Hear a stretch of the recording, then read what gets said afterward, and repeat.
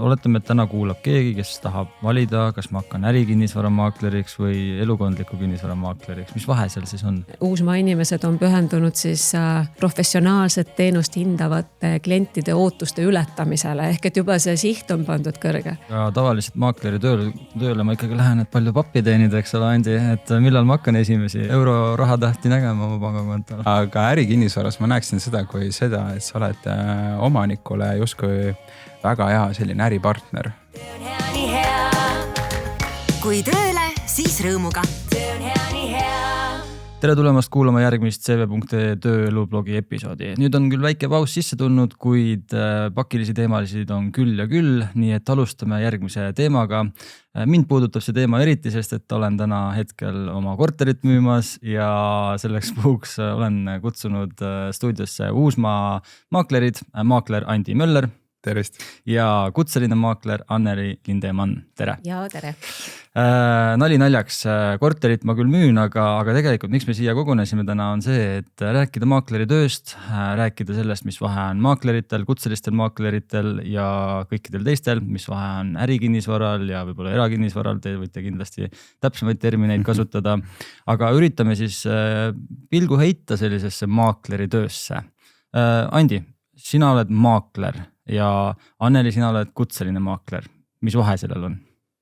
No kutseline makler on ikkagi makler, kes on läbinud Eesti kinnisvaramaklerite koja poolt siis kutseeksami, mis on üsna keeruline, aga teostatav ja ma kõiki julgustan seda tegema, kõiki tegutsevaid maklereid. Ja sul on vist isegi tase 5 äkki või? Ja tase 5 ja seal on tõesti erinevad tasemed. Nüüd kui see kutsetunnistus siis kehtib 5 aastat ja siis peab teda uuendama, nii et minule tegelikult ongi see aeg nüüd kätte jõudnud ja soov on siis saada 6. tase.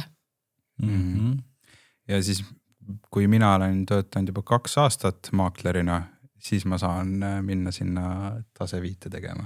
On õige, jah.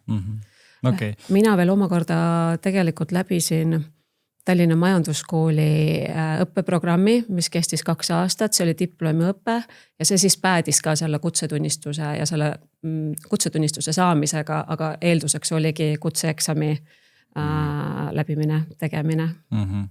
Okei, te olete mõlemad Uusmaa büroo siis maklerid.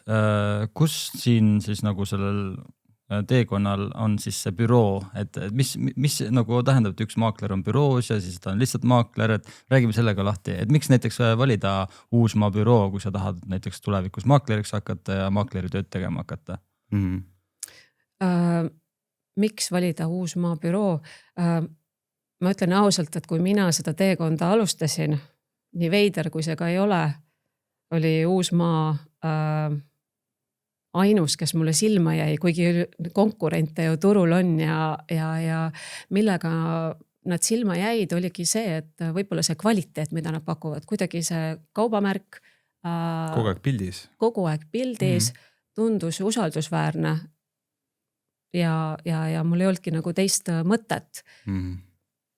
Maklerite puhul see usaldusväärsus kindlasti on üks väga oluline aspekt, eks ole, sellepärast, et mitte ainult tööandja kontekstis, aga ka nagu selle kontekstis, et kui ma müüma või ostma hakkan midagi, et oleks ikkagi usaldusväärne firma või büroo, eks. Ikka. No minu enda taust on see, et mul on nagu 0 müüki enne, kui ma tulin Uusmaasse. Ma tegin ära ajateenistuse, läksin Kaitseakadeemiasse, siis ma läksin rühma ülemaks Scouts-pataljoni, tegin enda teenistuse seal ja siis tundsin, et tahaks ka midagi nagu teissugust, mingit uut kogemust. Ja ongi täiesti 0 müügi tausta. Nägin ka, erinevad bürood, aga ma teadsin, ma tahan saada maakleriks ja et see võiks olla kinnisvara, müügitegu, müügi pool. Ja ma tegingi erinevad sellised taotlused ja Uusmaa võttis kõige kiiremini ühendust. Sain selle vestluse, see läks ka nagu väga hästi ja siis ma sain tutvumispäeva ja sealt juba hakkas see lumepall veerema ja siis siin ma olen 7 kuud hiljem. Okei, aga tahaks ikkagi veits sügavamale minna, et okei, ma olen täna, oletame inimene, ma kas karjääripööret tahan teha või tahan alustada makleri tööd. mis on veel mingisugused nüansid, mida lisab siis see nii-öelda, et valida siis see agentuur ja just nagu Uusmaa, et kus te näete, mis on näiteks top 3 Uusmaa sellised lisaks brändingule ja brändile, mida Uusmaa teile annab? No ma arvan, et Uusmaas maakleri teekonda alustada on väga turvaline, sest see algus- ja stardiprogramm, mida nad pakuvad. Ehk et see on toetav. Andi, sina võib-olla isegi on see sul veel värskemalt meeles praegu erinevad koolitused, mis tehakse, näiteks Lendstardi koolitus. Siiamaani käib, et alustavatel maakleritel hoitakse nii-öelda ühtepidi nagu silma peale, teiselt poolt on kogu aeg see ettevõttepoolne toetus olemas.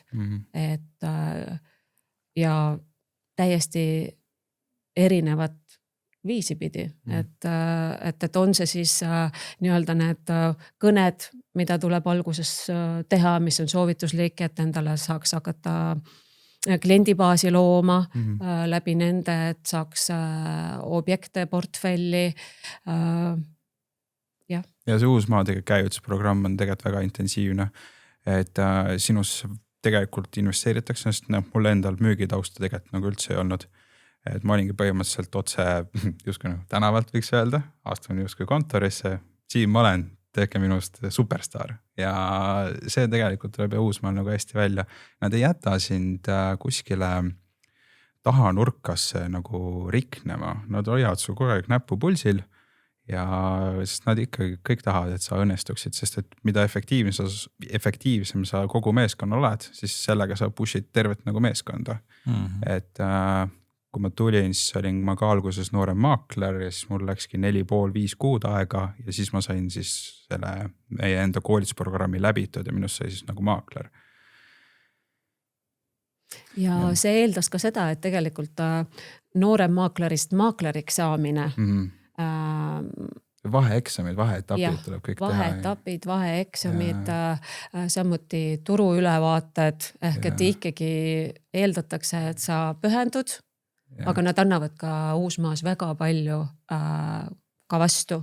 Ehk et alustavale maaklerile väga hea algus selleks teekonnaks. Ja juriidilise poolega ka viiakse näiteks kurssina. Okei, ühesõnaga selline kogemuste pagas natukene aidatakse, nii-öelda siis onboard itakse väga hästi ja üldse see nagu community, millesse sa astud, see on siis see põhiline väärtus, mida sa seal näed.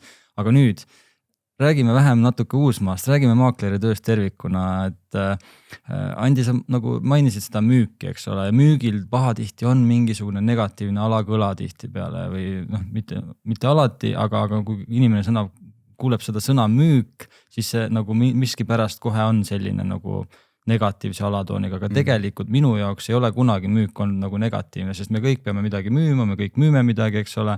Küsimus on see, et kuidas sa seda müüki teed, eks ole. Aga kui prooviks nüüd nagu defineerida, et maakler, ta peab müüma, eks ole. Aga mis on ikkagi see maakler või kes on maakler? Kui te peaksite nagu ühe sellise kokkuvõtva lausega võtma kokku, et kes on maakler? Kuidas te seda teeksite? Karl on liiga palju neid külmkõnesid saanud maakleritelt. On hinge peal. Aga ärikinnisvaras ma näeksin seda, et sa oled omanikule justkui väga hea selline äripartner. Sa nõustad teda, sa tead tema visiooni, kuhu ta tahab minna ja sa oled lihtsalt üks partner, kes aitab tal selle nagu teostada. See on hea äripartner, ma olen nõus sellega, mina ise ka näen seda väärtust. Anneli, mis sina arvad? Elukondlikus kinnisvaras ma ütleks ka, et me oleme nagu koostööpartnerid oma kliendiga, ehk et tegelikult ütleme lepingulisele kliendile me oleme usaldusisikud, teisele osapoolele nõustajad, siis samal ajal tegelikult, kuna tegemist on ikkagi elukondliku kinnisvara müügiga, on need korterid, majad, mis iganes, siis tihtilugu on seal inimestel emotsioonid ja kõik muu ka sinna ära peidetud sinna tehingusse, ehk et me peame olema ka, ütleme, natuke psühholoogid. Kindlasti on elukondliku kinnisvara maakleri üks roll olla ka nii-öelda strateegiliselt tugev mõtleja, ehk et viia see projekt siis otsast lõpuni.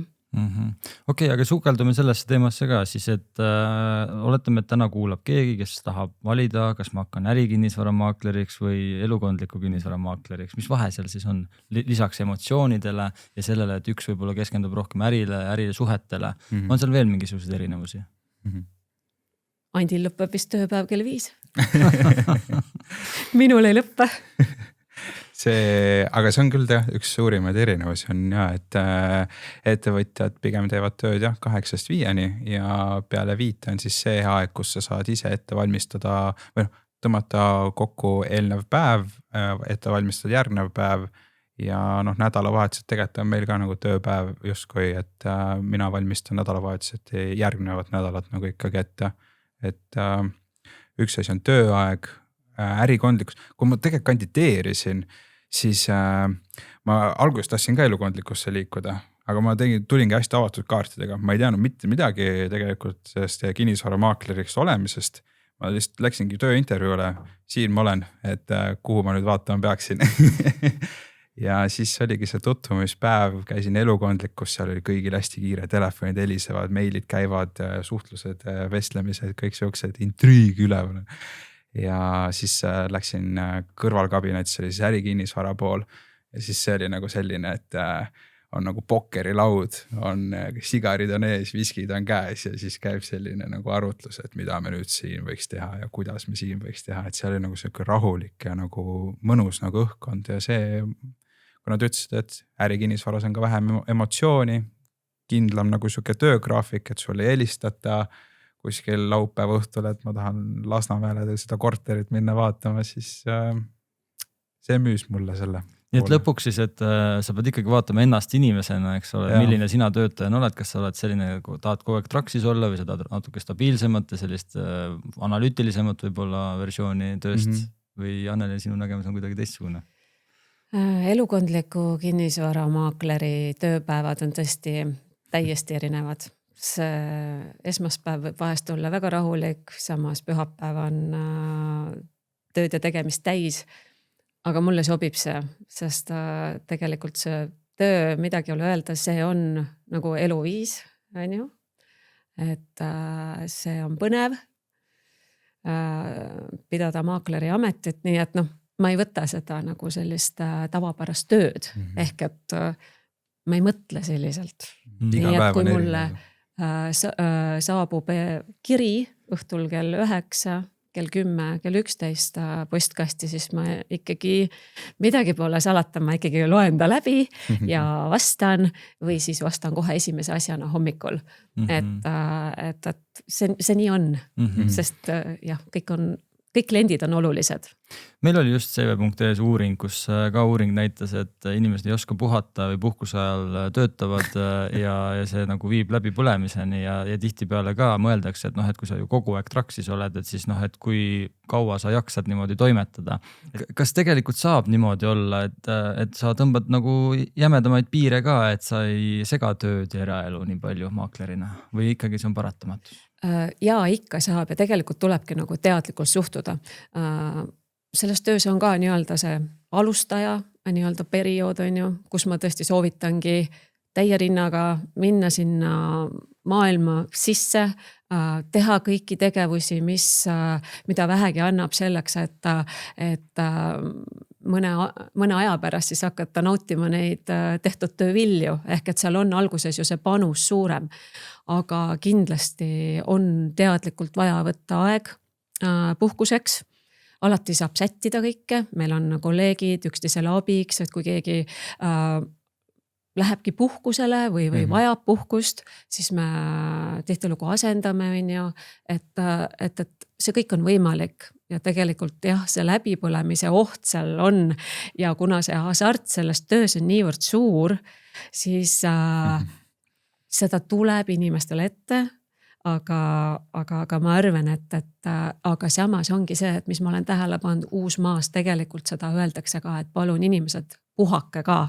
Ehk et see ei ole nii, et ainult töö, vaid et ülevalt poolt tuletatakse meelde, et palun puhake ka. on ju. Ikkagi hoolitsetakse enda inimese, enda brändi ja selle terviku pildi eest lõpuks, on ju. Just. Mina näiteks praegu ühte töötajat nagu asendangi, läks 1,5 nädalaks puhkusele. Telefoniline mulle suunatud ja meilidele ta ikka kord päevas nagu vaatab peale. Aga jah, see oskus nagu ise see see juhtpult korraks käest anda, et eks ta keeruline ole. Et lihtsalt nagu ma mainin, et see töö on niivõrd haarav, kaasahaarav ja nii on. Ikkagi selline enesejuhtimine, ajajuhtimise nagu oskus on väga oluline siis, et sellise inimese ja töö puhul nagu maakleri töö, aga hüppame järgmise punkti juurde, näiteks kui me räägime enda kehtestamisest, Andi, sina räägid siin, et sa oled tegelikult noor maakler, eks ole, kui sa nüüd ärikinnisvara lähed sinna tehinguid tegema või müüma, ostma midagi, ma ei tea, Eesti keskmine ärimees vist on kõvasti üle keskea, kellel palju raha on ja kes rendib midagi kuskil, et kuidas sa noore inimesena näiteks kehtestad, et kas seal peaks nagu mingi hirm ka olema noorel inimesel või ikkagi tegelikult nagu noor inimene suudab olla hea maakler ja ennast kehtestada ja pakkuda siis seda parimat ärituge sellele ärikliendile? Pigem kui nende suuremate ärimeestega nagu rääkida, siis ei ole, ei tasu nendega bluffida, et ma tean nüüd rohkem kui sina, et tegelikult ei tea. Aga nii nagu ma ütlesin, et sa oledki nagu hea äripartner temale, sina näed tema projektis võib-olla mingit potentsiaali, ja mis sa salata tegelikult tänase päevani hästi aktiivselt, ma suhtlen ka enda kolleegidega, see väike ärikinnisvara punt, kes meil on, et üksinda siukseid samme väga nagu ei tee. Ikka konsulteerin ja siis lähen nagu vaatan, mis saab. Aga jah. Aga mis on üldse, kui me vaatame maaklerite keskmist vanust? Keskmine on halb number, aga kas meil on nagu kõik vanusegrupid kaetud ilusti või meil on nagu kipub olema, et meil on mingid karjääripöörajaid rohkem, kes mingi hetk otsustavad näiteks müügitööst minna siis maakleri tööle, et see on natuke iseseisvam, paindlikum või on teil mingit statistikat? Ärikinnisvaras on küll vist vanemad ainult, ma olen see kõige noorem. Elukondlikus kinnisvaras on see täiesti seinast seina. On 20-ndatest kuni tegelikult ka isegi ma arvan 60 pluss just äsja, esindajaid. Jah, just Viljandist läks pensionile.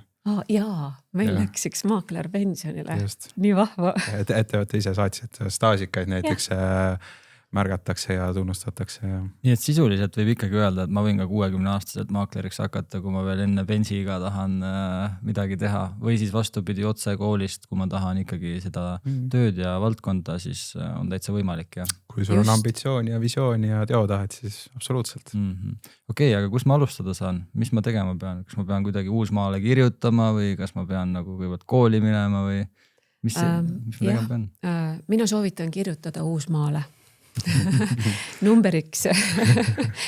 Just. Ja siis tegelikult ikkagi liituda võib-olla suurema bürooga, sest et kui ikkagi mitte midagi ei tea sellest, nii nagu Andi on ju, läks ka seda teed, et sa tahtsid, et sa saaksid need teadmised ja võimalikult head ja parima kvaliteediga. Et siis ma arvan, et see on kõige parem nagu punkt alustamiseks ja kõik need muud tulevad siis juba nagu töö käigus, on ju. Kõik teadmised. Ongi, läbi Uusmaa kodulehe, sealt saab selle informatsiooni kätte kuskil kontakt ja igatahes, kui juba paned kuskil Uusmaasse, et mina see tahan tulla, siis kuidagi mingit liini pidi sinuga ühendust ikkagi nagu võetakse. Aga kas mingi akadeemiline haridus on nagu hädavajalik sellises valdkonnas? Selles valdkonnas on tegelikult, kindlasti tuleb kasuks, on ju. Aga ma arvan, et täna Eestis kinnisvara maakler olla või maakleriks hakata võib põhimõtteliselt igaüks ju, on ju. Et meil on väga erineva taustaga kolleege, kes on näiteks tulnud lennundusest, kes on pangandussektorist, kes on, ma ei tea, kas meil päris poemüüjaid on, aga miks mitte, et see ikkagi on pigem nagu inimesest endast kinni, tema isiku omadustest. Julge unistada. Just. See on kõige lihtsam. Okei, aga tavaliselt maakleri tööle ma ikkagi lähen, et palju pappi teenida, eks ole, Andi, et millal ma hakkan esimesi euro rahatähti nägema oma pangakontol? Veel ärikinnisvara on küll, see on palju pikema vinnaga, et kui keegi mõtleb, et ta tahaks kiiresti tulla teenima, siis ärikinnisvara see kindlasti oleks nagu see kohe. Et keskeltläbi esimene tehing tuleb umbes 3. kuul, aga selleks sa pead ikkagi nagu kohutavalt palju panustama, aga see on kõik hea, sest et ma tean, et kunagi tulevikus hakkab need viljad hakkavad nagu ära tasuma. Et alguses tuleb hambad risti panna, aga nüüd, kus ma olen 7,5 kuud olnud, siis stabiilselt nüüd juba on see, et 1000 eurot tuleb näiteks kontole. Kas maaklerite puhul on seal mingi erisus ka sees, et kui sa suuremas büroos oled, et kas sellest palgamudelist, ma tean, et väga paljud inimesed nagu on huvitatud sellest, et kas see on selline klassikaline palgamudel, kus sa teenid ikkagi selle pealt, palju sa teed ja müüd lõpuks seda kinnisvara või vahendad seda kinnisvara või seal on ikkagi mingi põhipalk ka seotud, et ei pea nagu detailidele minema, aga nagu üleüldiselt, kui keegi, kes kuulab ja on nagu huvitatud, et see palk on ikkagi number 1, mille peale inimesed kohe mõtlema hakkavad, eks ole. Et kuidas see Anneli näiteks elukondlikus kinnisvaras käib? Jah, see ongi hästi põnev, et tegelikult kui mulle tulevad objektid sisse, siis viimane asi, millele ma tegelikult mõtlen, on see number, eks ju, et siin on hoopis mingid teised tegurid olulised, aga jah, loomulikult me tööd teeme ja see töö ei ole lihtne ja kes teeb tööd, soovib ka tasu saada, sama on see kinnisvaramaakleri puhul, et see ei erine, on ju. Meil on tulemustasu. Jah, just. Kõik maaklerid on ettevõtjad ja siis teenimegi tulemustasu põhipalka, kui sellist ei ole. Nii et sisuliselt, kes ikkagi ettevõtjaks tahab hakata, võib öelda, et maakleri töö on üks väga hea võimalus, kuidas ettevõtlusega tegeleda. Jah, sky is the limit. Raha teenimisel. Jaa. Okei, lähme korra hüppame müütidesse ka, vaatame, mis müüt näiteks minu AI partner mulle ette söötis. Et AI ütles, et üks levinud müüt on see, et maakler lihtsalt näitab kortereid, kui palju sellest tööst tegelikult nagu nähtamatu töö on tegelikult seal taustal. Et palju on siis nagu korterite näitamine, palju on see nagu proportsionaalselt midagi muud, et ma kujutan ette, et see on tagataustal toimub hoopis midagi teist. Ta jälle kalastab enda korteri teemal, mis ta tegema peab. No tegelikult on ju niimoodi, et see objekti näitamine on üks hästi vahva tegevus, sest et mulle isiklikult väga meeldib inimestega suhelda, neid näha, pakkuda head kinnisvara, näha, et kuidas inimeste unistused teoks saavad, aga tõesti, mis sellele eelneb, alustades kõikide registrite nagu läbi käimisega, objekti kohta vajaliku info kokkupanekuga. Täna ju on tegelikult väga-väga siuke teema, millest me üle ega ümber ei saa, on varjatud puudused juba selles valguses.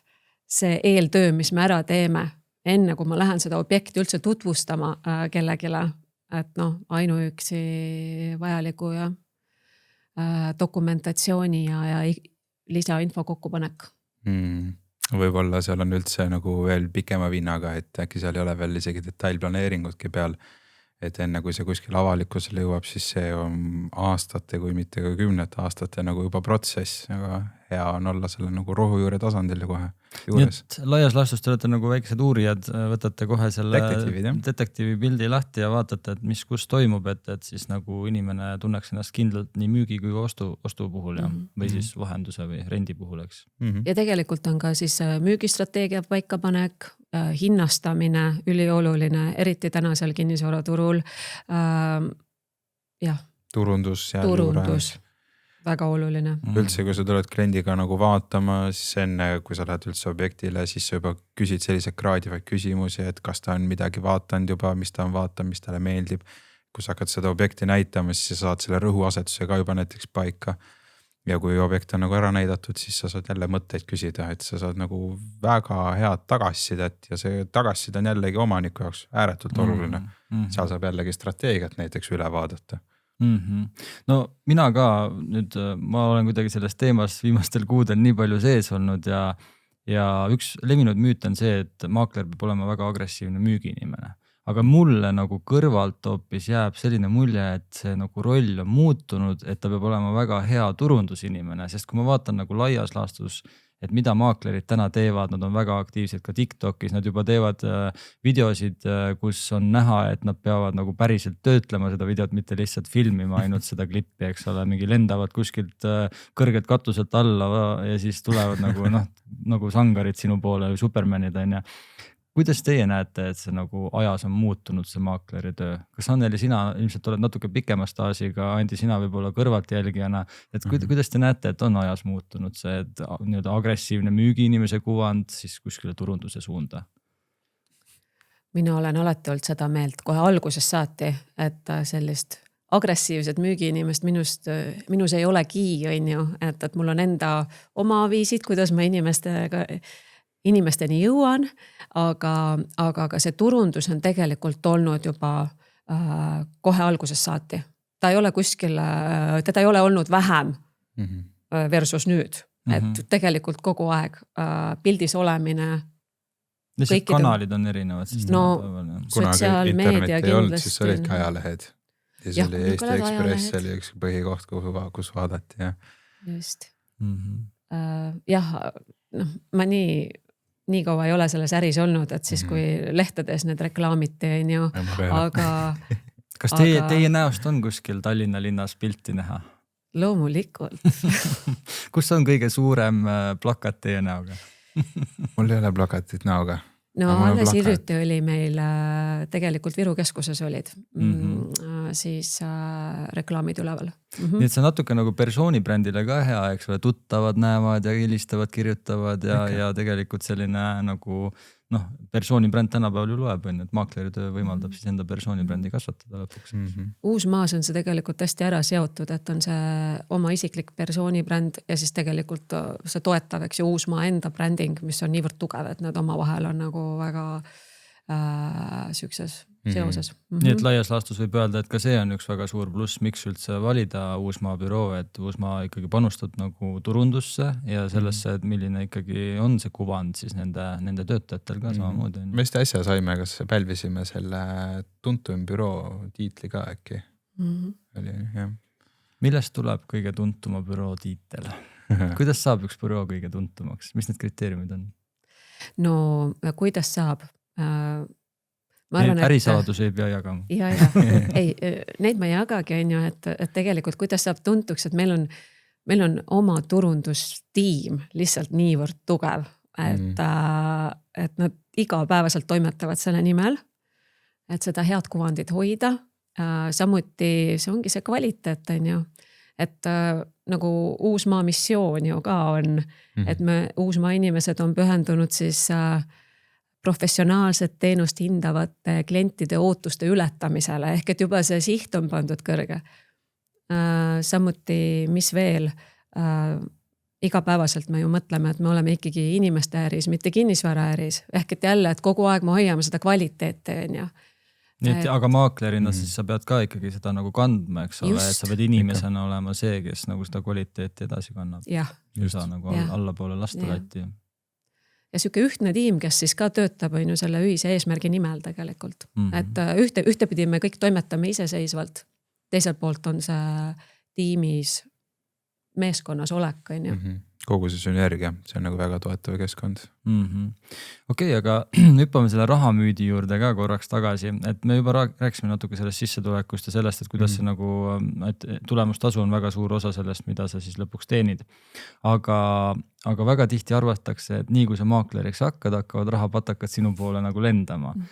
Kui paljud maaklerid tegelikult edukaks saavad ja edukad on ja mis seda edukust nagu päriselt neile siis annab lõpuks? Mingid asjad on meil läbi käinud, eks ole, aga kas on mingid statistikat selle kohta, et näiteks 90% maakleritest failib või hoopis 90% saavad edukaks? On nagu numbrid kindlasti ei oska öelda, aga need maaklerid on, tegelikult on nagu väga palju turul. Aga neid tõsiselt võetavad maaklerid, kes nagu edukaks saavad, siis tegelikult neid sa näedki võib-olla sealt läbi turundusplatvormidena. Pigem need. Ja kusjuures mu kolleeg ütles ka nagu üle Eesti selle kohta, et et üldse nagu maakleriks nagu edukaks saada, siis see on siuke 3-5 aasta nagu protsess ikkagi. See on nagu inimeste äri ja ta tõigi metafoorse näite suure transportlennukiga. Et selleks, et see lennuk üldse saaks nagu rattad maast üles, selleks nagu kulub tohutult palju kütust. Ja siis isegi, kui sa saad nagu rattad üles, siis sa pead ikkagi 10+ kilomeetrit veel nagu tõusma ka veel. Ja kui sa saad lõpuks seal stratosfääris vaikselt nagu liuglema hakata, mis ongi siuke 3-5 aastat. No, kes panustab rohkem, teeb kõnesid, teeb kohtumisi, saab nende klientidega siis ka lepinguid. Seal see edukuse nagu vili nagu ongi. Kõik taandub distsipliinile ja teotahtele. Julge unistada.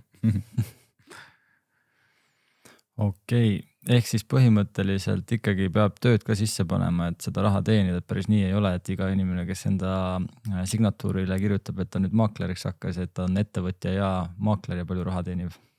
Sellised on tuhanded. Okei. Vaatame korra sellises võtmes ka nüüd maakleri tööd, et ma tahaks teiega ühte mängu mängida. Ja ma tahaks mängida sellist mängu, et aga Anneli, kui maakler oleks AI, siis kui AI peaks soovitama kliendile korterit, siis mida ta kõigepealt analüüsiks selle korteri juures? Kõigepealt analüüsiks ilmselt asukohta, seisukorda, hinda. Kuidas need on olulised või miks just neid asju? Sest tegelikult on ju ülioluline, kuhu sa seda kinnisvara soetad. Seisukord. Ei taha ju soetada endale vara, millel ilmneb pärast suuri puuduseid, millega keegi täna ei taha tegeleda. Ja siis samuti see hinna moment on ju, et meil on ülioluline, et me ostaksime ju vara ikkagi õige hinnaga. Nii et kokkuvõtlikult võib öelda, et selline kogemus ikkagi maksab ka natuke, sest kohe sa neid asju ei märka. Sul on vaja natukene eeltööd teha või ette valmistada ennast, et see, sa mainisid ka, et see kaubalennuk, eks ole, et see kaubalennuk maast lahti saada, sul on vaja mingid kogemuste bagasid, et hästi kiiresti märgata mingisuguseid asju ja teha hästi kiiresti otsuseid või soovitada kliendile midagi, eks ole. Okei. Aga järgmine küsimus mõlemale uuesti. Kui maakler oleks AI, kuidas loeks AI kliendi kehakeelt või reaktsioone ükskõik millises formaadis? Et nagu te aru saate, siis ma üritan panna inimest mõtlema selles suunas, et kas tal on need üldse asjad olemas, mida ta märkama peab. Aga mis te ütleksite? Kui AI loeks kliendi kehakeelt või reaktsioone, mida ta lugema hakkaks esimese asjana? See kehakeel on ikka väga oluline. Aga millised need nüansid on? Kas ta vaatab näoilmed, nagu käsi, jalgu, naeratust? Jah, ma ütleks küll, et tegelikult juba hästi palju näebki ära ju pilgust. Et meie sinuga suudame nagu seda silmsidet hoida, ju siis on mingi hea distants, see tundub nagu mugav. Mõni ongi hästi elav kehakeelega, mõni rändab enda pilguga kuskil toas ringi, siis sa proovid teda kuidagi niimoodi igalt poolt nagu kätte saada. Hääletoon ütleks ka, et tegelikult see, mida me nagu päriselt nagu ütleme, see isegi ei ole nagu nii oluline või suur roll, et lõviosa moodustabki kehakeel ja hääletoon. Anneli, kas nõustud? Ja ma nõustun sellega. Ma mõtlen, et mul on olnud ühe korra ühed kliendid, kes ei andnud mitte midagi välja. See oli nii põnev, ma olin ühe maakodu näitamisel. See maakodu siis oli väga madalate lagedega. Nii, ja sinna tulid siis inimesed vaatama seda maja. Nad olid väga pikad. Nad tulid niimoodi, nad kõndisid sinna ukses sisse. Nad põhimõtteliselt ei öelnud mitte midagi. See oli nii veider, mul pole kaua aega sellise kliente olnud. Nad kõndisid sinna paar tuba läbi niimoodi. Ja siis sama kiiresti lahkusid. Nii et ma ei saanudki aru, et mis see oli. Ehk et alati tegelikult kliendid ei anna välja seda, et see võib ka jääda täiesti müsteeriumiks, et sa ei saagi aru, mida ta mõtles, aga ma sain aru, et seal tekkis juba see pikkuse ja laekõrguse teema. Tikutopsi vahe. Jah, et tegelikult ka see ütles ära mulle, et see konkreetne maja objekt ei ole nende jaoks. Aga tegelikult kliendid, mulle tegelikult meeldib see, et kui tulevad kliendid ja ma näen, et nad ei ole nagu et kas nad kui nad on natuke ebakindlad või tulevad objekti vaatama, et siis, et tihtilugu selle objekti ülevaatuse käigus tegelikult nad hoopiski rahunevad maha, nad muutuvad avatumaks, ehk et ka see oskus meil nagu neid inimesi avada, et saada ikkagi see vajalik info seal kätte võimalikult palju, et see on väga põnev. Nii et nagu sa mainisid, natuke peab psühholoog ja inimeste ekspert olema, eks ole. Okei, aga minu mängud ei saa veel otsa, et AI-ks, aga mängime sellist mängu ka nagu Maakleri 3 sekundit. Ma ütlen teile järjest erinevaid asju ja tahaksite 3 sekundi jooksul vastaksite kohe, mis hästi lühidalt nendele küsimustele. Andi, alustame sinust. Klient ütleb, ma pean veel mõtlema. Mis on sinu esimene reaktsioon? Väga hea, et peab mõtlema. See on ka võib-olla suur otsus. Äkki ma aitan sulle paremini mõelda. Paremini mõtestada. Miks sa niimoodi vastaksid nagu maaklerina? Sest see on tegelikult ka nagu väga siuke lihtne asi, nagu ka midagi öelda. See on nagu eesti keeles on ka see, et ma ei viitsi. See, et ma pean mõtlema, see ongi võib-olla täiesti bluff. Tegelikult ta ei pea äkki mõtlema, äkki tal on vastus juba olemas, et sellega saad nagu minna detailsemaks ja täpsemaks jällegi. Hoiad aega kokku tegelikult lõpuks. Nii et natuke nagu kaardistad seda. Ikka. Anneli, ostja küsib, kas hind on läbi räägitav? Alati. Aga miks nii? Sest tegelikult minu eesmärk on ju jõuda hinna läbirääkimisteni ja hoida see vestlus avatuna. Okei. Andi, korter on turul olnud kaua, mis on esimene asi, mida muudaksid?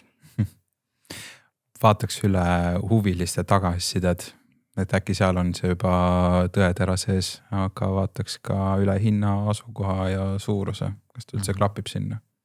Ehk siis selline turu positsioneerimine natukene, et seda nagu vaja aru saada. Aga esmalt vaataks ja huviliste tagasisided üle. Kust maakler üldse seda infot nagu kogub? See ei ole üldse isikliku huviga seotud, aga et kust inimene sellist turukaardistust teha saab, et kas ta peab nagu võtma mingid suurimad kinnisvaraportaalid lahti, nimesid nimetamata, eks ole, aga või siis kuskilt guugeldama või AI käest küsima või kuidas seda saab teha või on ainult puhtalt kogemus? Siin on võib-olla erisused ka, et võib-olla puutamegi ärikinnisvara ja erakinnisvara eraldi. Ärikinnisvaras näiteks üüritasemed on suht paigas ikkagi, sest tänasel turul tegelikult on nagu ka väga palju pakkumist ja pakkumist on rohkem kui nõudlust. Müügipindadega jah, seal on need kohad, kus saab nagu kaubelda, et miks ta võiks nagu rohkem või vähem olla, aga ta on valdavalt igatahes jah, tegelikult saad vaadata portaale, mis see tänane seis või üldse on nagu ajaloolist olnud. Mõned objektid näiteks seisadki 5 aastat. Sa ei pea väga suur detektiiv olema, et miks ta 5 aastat on seisnud, kui ruuduhind on nagu üle nagu igasuguse võlli. Ärikondlikkus ikkagi asukoht ja hind paneb selle tehingu lõpuks paika. Kas elukondlikkus on samasugune? Elukondlikkus seda infot, seda kaardistada, ütleme, kui on inimene tänavalt, tahab enda jaoks mingit objekti hinnastada, saada aimu. Ma arvan, et see on natuke nagu libe tee minna sinna neid kinnisvaraportaale analüüsima, sest et me näeme otseomanikult pakkumisi, me näeme siis ka, eks ju, kinnisvara ekspertide poolt lisatud pakkumisi, et ta võib anda mingi väga ülevaatliku info, aga näiteks on olemas ju Maa-ameti lehel on võimalik tegelikult võtta välja teatud piirkonna keskmised ruuduhinnad, et mingit infot ikkagi kliendid nagu saavad enda jaoks koguda, aga nad ei pruugi teada, kus seda leida. Ja lõpuks on ütleme see, et kas inimesel on ka aega, et meil on ainult teatud arvu tunde, mida me saame päevas kasutada, et ja nagu te mainisite, siis maaklerid teevad seda iga päev, et nad teevad esiteks seda kiiremini kvaliteetsemaks, et kvaliteetsemalt ja nagu ikkagi aitavad selles protsessis, eks. Meil on näiteks ka enda meeskond, hindajate meeskond, et alati saab ka minna sinna nende juurde ja küsida nõu, et jah, niimoodi justkui nagu mööda minnes, mis sa arvad sellest? Jah, et meil on tegelikult tõesti see koostöö hindajatega väga hea ja jah, et sealt tulevad vastused ka. Nad teevad ju mingi 10 hindamisi nädalas. Just. Okei, aga Anneli, järg on sinu käes. Milline kiire otsus võib tehingu päästa? Kui näiteks müüja otsustab võtta vastu ostja pakkumise, kuigi nad on enne seda on sinna eelnenud võib-olla selline väike kauplemine. Eestlane tahab kaubelda, aga mitte väga pikalt, et ei ole meil seda sellist kultuuri. Aga kas For you, my friend. maakler peab olema nagu hea läbirääkija üldse muidugi töö kontekstis või? Selles suhtes läbirääkija, et sa tegelikult ju ühelt poolt nagu läbirääkimised ostjaga, aga teiselt poolt ka müüjaga, eks ole, et nagu sa mainisid, müüjal on mingisugused emotsioonid, mis on seotud ja ühenduses selle kinnisvaraga, eriti elukondliku puhul, eks. Aga ka ärikinnisvara puhul. Meil on näiteks kontor Sparta spordi vastas Pärnu maantee 158 11. korrusel. No ei tahaks seda vaadet mitte millegi vastu vahetada ausalt öeldes. Jah, et müüjatel tihtilugu ongi, eriti kui on oma kodumüük, seal seda emotsiooni on nii palju sees, siis tõesti me ka ütleme oma klientidele, et tegelikult, et kui me tegeleme kodumüügiga, siis midagi pole teha, need emotsioonid tuleb kõrvale heita, ja vaadata seda kodu või nagu lihtsalt objekti, mis nüüd läks müüki, mis on tema plussid, miinused ja nii edasi. Ehk et läbirääkija peab olema maakler kindlasti. Ja maakler peab olema, mul tunne, et ta peab olema hästi konkreetne ja otsekohene ka, et ta ei saa olla nagu sellises sõbra suhtes vist, et ta peab olema ikkagi selline nagu professionaaliks jääma, eks? Jah, aga see ongi nagu sükene, ma arvan, selline sümbioos mõlemast, et peab jääma ka inimlikuks, eriti elukondliku kinnisvara müügi puhul. Nõus. Okei, Andi, millised detailid annavad vihje objekti tegeliku seisukorra kohta? Tegelikult ma näiteks seda pinda ka nagu vaatan, et kui ma Märt ära solvu. siis on ka, et jah, tellissein, siseviimistlus, võib-olla ongi siuke nagu laits lahtisem radiaatoritel, näiteks selle termostaati, et võib-olla viitab ka kõrgetele kõrvalkurudele, et vihjed on nagu tegelikult on üleval, lihtsalt kogenud silm lõpuks nagu näeb ära. Mina kasvatan seda kogenud silma veel.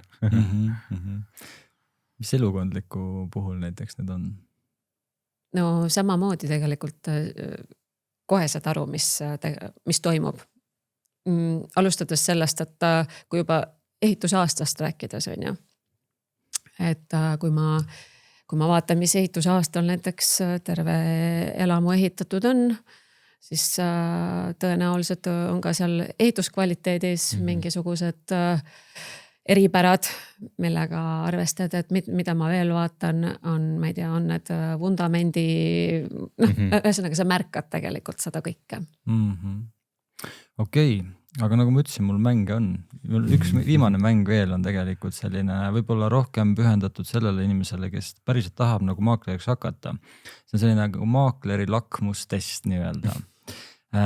Kui keegi ütleb sulle ei, kas see võtab sinult energia või paneb pigem rohkem pingutama? Kuidas te näete nagu maaklerit sellises rollis, kui sa saad ei?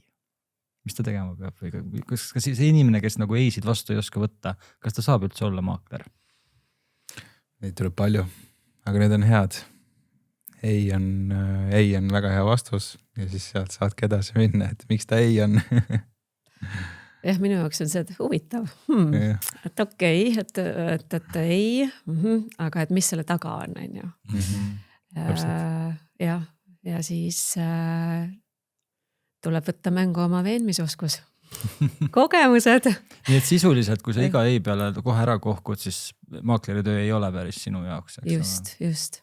Aga ma arvan, et see on treenitav selles suhtes ikkagi, et see käib selle ametiga kaasas ja need eisid tuleb väga palju. Ja seda ei tule siis ainult, eks ju, kui me alguses rääkisime, et alustav maakler teeb oma kõnesid ja seal peab olema valmis igasugusteks vastusteks, vaid need eisid tuleb ju siiamaani kõikidega objektide vaatamiste puhul. Inimesed tulevad, nad ütlevad ei, on need üürikorterid, ei, see ei sobinud mulle, on ju, okei, liigume edasi, et võib-olla selle sama kliendiga saab edasi liikuda, võib-olla on vaja lihtsalt mõelda oma strateegia ringi, et seal on olemas kõik lahendused.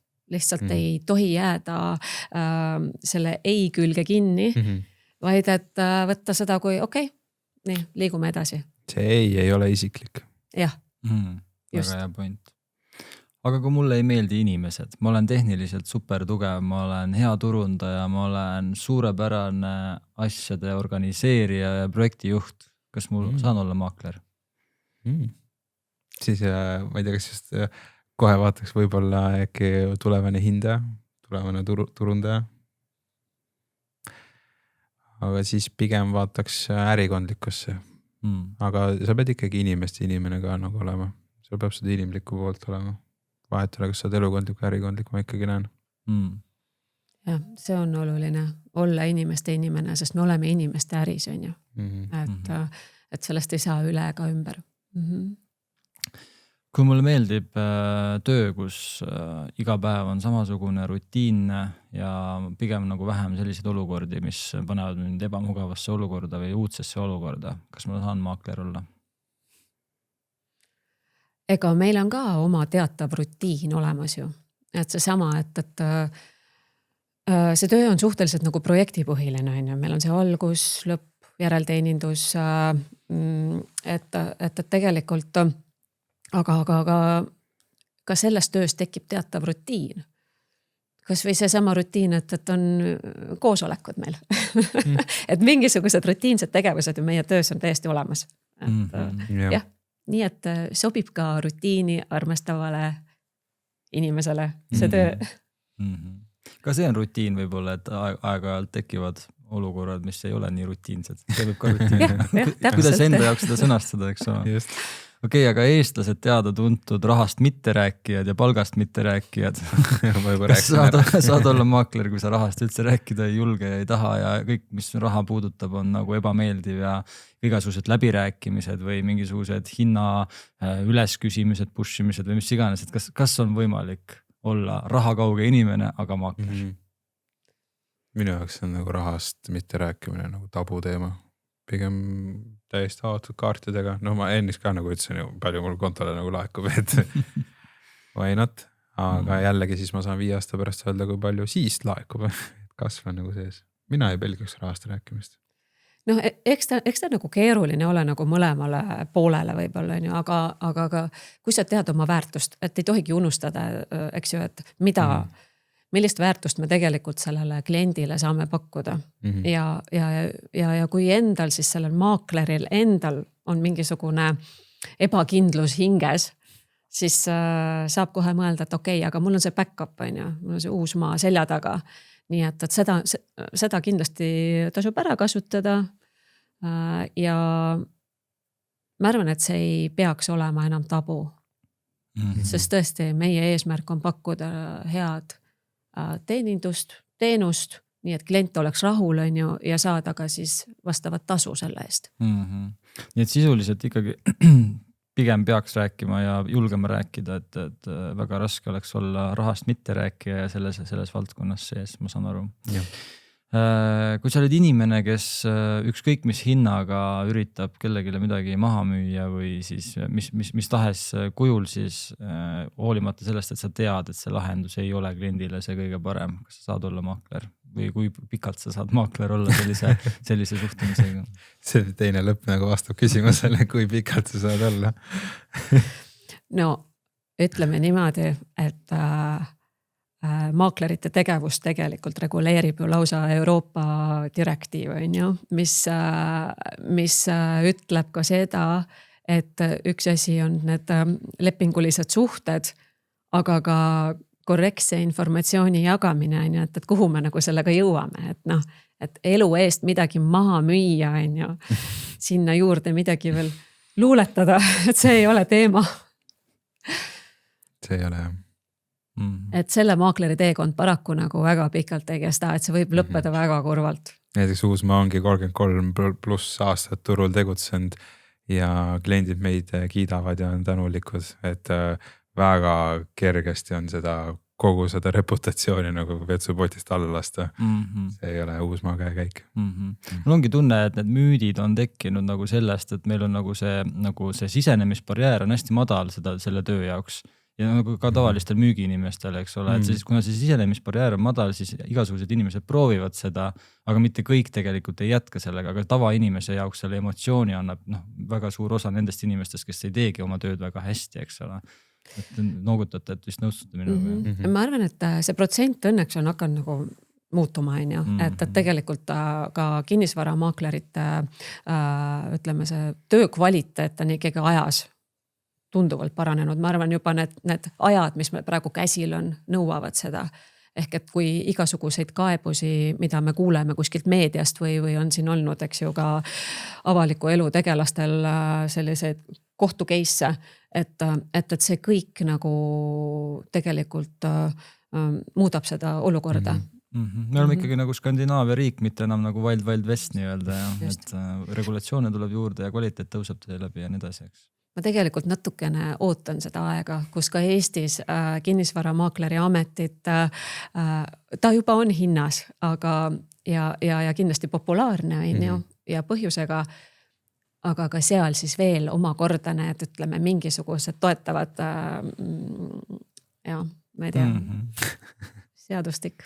No mina igal juhul olen oma panuse andnud, et toetada positiivset narratiivi maakleri tööst. Ma tegelikult ise ka siiralt nagu mul on hea meel, et see episood sai tehtud, sest et ma ise ka nagu vaatan hoopis teise pilgu alt maakleri tööd ja siis maaklereid, et see oli ka nagu silmi avardav ja ma arvan ka kuulajatele. Aga kui te peaksite nagu lõpetuseks ikkagi nendele kuulajatele ütlema, kes nüüd nagu päriselt seda karjääriteena nagu valivad. Kes iganes, kas noor inimene, mingisugune vanem inimene, kes tahab karjääri pöörata, eks ole. Öelge midagi julgustuseks, et nad teeksid seda ja mitte isegi nagu ainult Uusmaasse kandideerida, vaid näiteks kandideerida või alustada üldse oma maakleri teekonda. Et mis see julgustav lause või sõnake oleks nendele inimestele? Sa soovid ainult ühte sõna? See võib olla ka lause või mingi mõttekäik või see võib olla ka 5-minutiline monoloog, kuidas iganes sa soovid seda lõpetada. Ühesõnaga, mina arvan, et kui sul silm särab, sa oled enesekindel ja järjepidev, sulle meeldib inimestega suhelda ja sa tahad teha asju hästi ja kvaliteetselt. Ja meeldib ise vastutust võtta, meeldib projektijuhtimine, turundamine, igasugused muud tegurid sinna juurde, siis ma arvan, et maakleri amet on üks kindlasti neist, mille peale mõelda. Aitäh. Ja minu üks suurimaid, tegelikult suurim, miks ma üldse karjääri nagu vahetsin, oli see, et maaklerid teenivad tulemustasu. Et see põhipalk, et kui ma näen, et mina panen siin 110% ja kõrval täpselt samal positsioonil pannakse 60-70, kuu lõpus me saame täpselt sama palju raha, siis ühel hetkel nagu see motivatsioon saab nagu otsa võib-olla. Et tulemustasu, teed täpselt nii palju kui tahad, nii palju kui sa ise soovid ja unistada tegelikult. Ja siis võtage esimene samm. Kõik algab ära tegele probleemide tekkimise järjekorras. Kirjuta see e-kiri Uusmaasse või kuskile tulevasse kohta ära. Kui sinuga võetakse ühendus, siis hakka mõtlema, et okei, kuidas nüüd step by step. Aitäh, Andi. Aitäh, Anneli. Ma arvan, et kuulajatel oli siit mõtteainet küll ja kõik kuulajad, kes tahavad siis olla nagu sellised aktiivsed inimesed ja täitsa nagu karjääri teemadena kaaluda maakleri tööd, siis minule tundus küll, et Uusmaa leheküljele võiks minna ja oma see sooviavaldus teele panna. Et ilmselt leiate ka cv.ee tööportaalist midagi Uusmaa büroost, kuid ilmselt nende kodulehel on natukene rohkem infot. Aitäh, Andi, aitäh, Anneli veel kord. Meiega oli episoodis Uusmaa maakler Andi Möller ja kutseline maakler Anneli Lindemann. Ja kõikidele kuulajatele palun likeige, share'ige ja kommenteerige seda episoodi, sest see aitab sellel episoodil kaugemale jõuda ning võib-olla inimesel, kes päriselt võiks maakleriks sobida, aga tulevikus maakleri karjääri alustada. Nägemist. Kui tööle, siis rõõmuga. Töö on hea.